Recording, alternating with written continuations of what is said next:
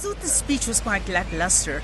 Apart from a few references to ANC organizational matters, it really sounded like a State of the Nation address. I didn't get any sense of celebration that this is a key speech in a very important centenary year for the ANC.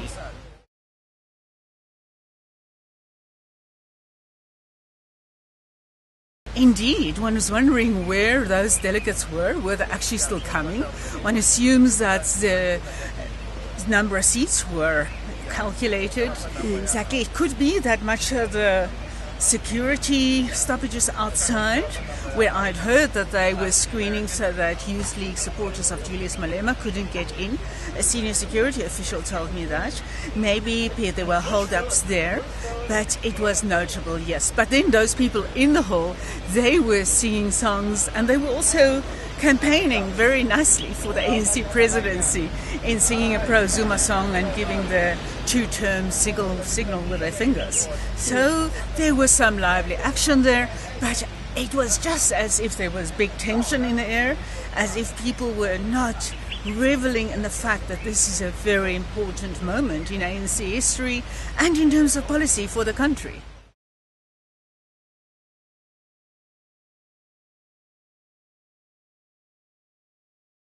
I definitely think President Zuma, on behalf of the Zuma ANC, as a strong faction in the ANC, of course, was trying to capture that space for the ANC mother body. Economic transformation, economic liberation, economic freedom, those are terms that we associate with the Youth League campaign. That's the second transition then. This document, the second transition, was put in place specifically to try to capture that space. But I think they underestimated the amount of resistance that would be coming from the provinces. And it's not resistance against the idea of further socioeconomic transformation, even drastic steps to get additional socioeconomic transformation.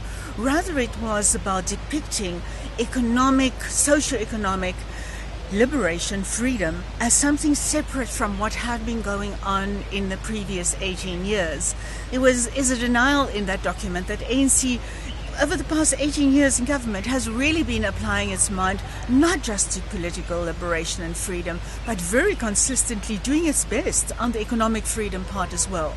And this really means that the Zuma ANC, in effect, is asking voters, asking South Africa in general, and their supporters in particular, we are starting afresh again. Don't judge us socioeconomically in terms of what we have done so far.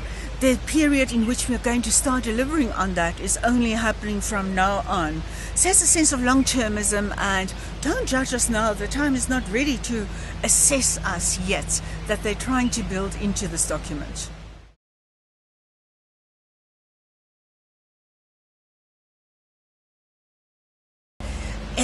We know there is factionalization, we know there are big divides, but then the second transition document and the criticism from that, I think it's from about 8 of the 9 provinces, that can easily be mediated because everybody really talks about additional socioeconomic transformation.